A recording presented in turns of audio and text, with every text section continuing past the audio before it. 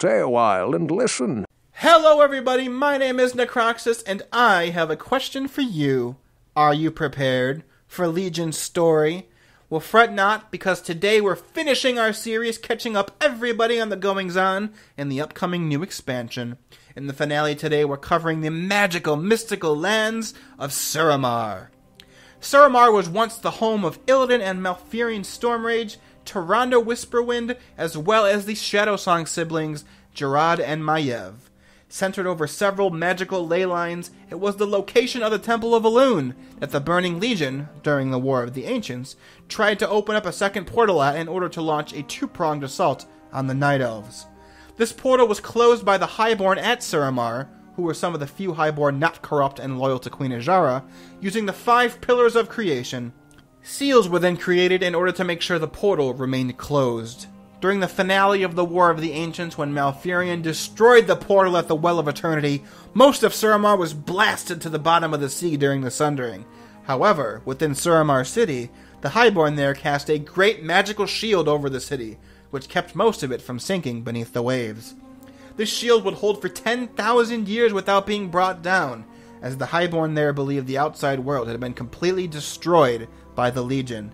Using one of the Pillars of Creation, the Eye of Aman'Thul, the Highborn in Suramar City created a second fount of energy to fuel their magic, called the Night Well. Due to the Well of Eternity being destroyed, and without the knowledge that Illidan Stormrage had created a second one at Mount Hyjal, the Highborn in Suramar City fed off this Night Well to sate their magical addiction. It permeates and empowers the elves that dwell within its vicinity, evolving the Highborn into an entirely separate race of elves, the Nightborn. However, much like the Sunwell did for the Nightborn's High Elven cousins, the Nightwell was a double-edged sword. Its energies became tainted and corrupt over time, and any sudden negation of taking in its energies would result in a backlash effect. Identical to the wretched of the Blood Elves, Nightborn that could no longer drink from the Nightwell would begin to degenerate. First into the Nightfallen, a weakened state with decaying faculties, and then into the Withered. The Withered are completely devoid of intelligence, a creature driven fully by instinct, and a fate considered worse than death to the Nightborn. It should be reinforced that the Nightfallen are not in a state of addiction, but instead in starvation.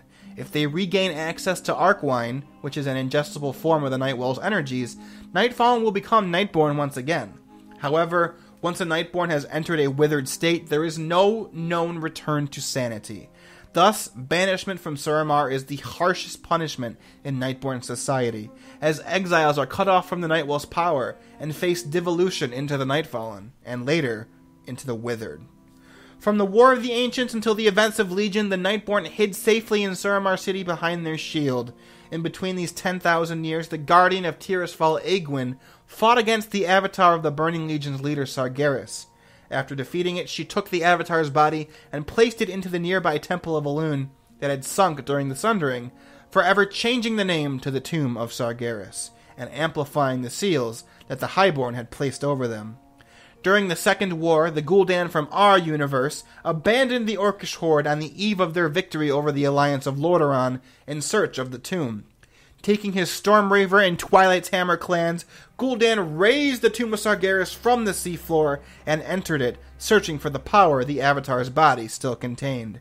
Unfortunately for him, the demonic guardians inside the tomb slowly whittled away the Warlock's armies, while Orgrim Doomhammer, war chief of the Orcish horde, arrived with the horde to annihilate what forces Gul'dan left outside. In the end, the main universe Gul'dan would meet his fate inside the tomb, ripped apart by the very demons whose power he sought to steal. The Tomb of Sargeras would become important once again, however, when Illidan Stormrage successfully entered and stole the Eye of Sargeras from the Avatar following the Third War. He annihilated most of Maiev Shadowsong's forces who had followed him, escaping with the power that Gul'dan could never claim. And now, during the events of Legion, the alternate universe Gul'dan has arrived and successfully reactivated the portal at the Tomb of Sargeras, allowing the Legion to return to our world. After doing so, Gul'dan and an army of demons approached Suramar City, demanding an audience with the Nightborn's leader, Grand Magistrix Elisande. Gul'dan gave her a simple choice: Give him access to the Nightwell and live as honored allies of the Burning Legion, or be destroyed like the rest of Azeroth, since the barrier would fall regardless. 3 days would be how long she had to decide, as Gul'dan would be returning regardless. Several of Elisand's advisors were fervently against the potential alliance, citing their opposition to the Burning Legion during the War of the Ancients.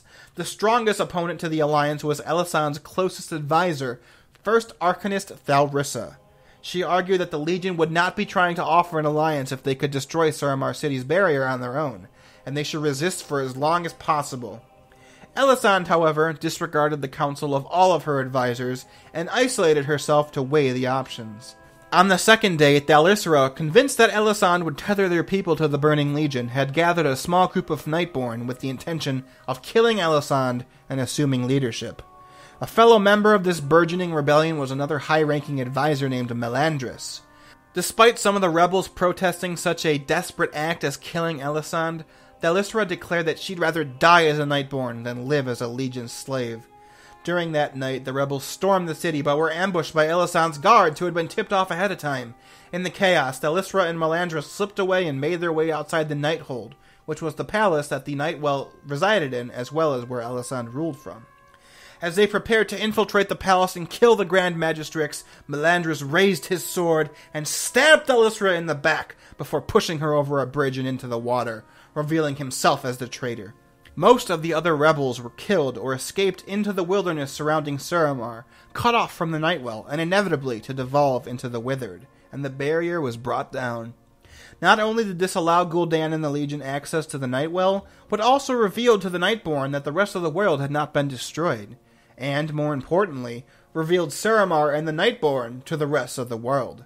Most importantly, and unbeknownst to Melandris or even Elisand, however, is that Thalrissa survived. As she watched her people join forces with the same Legion they once opposed, she began planning her revenge. The Legion is in control of nearly every facet of Suramar, from the Nightwell to the entire city as well as its outskirts.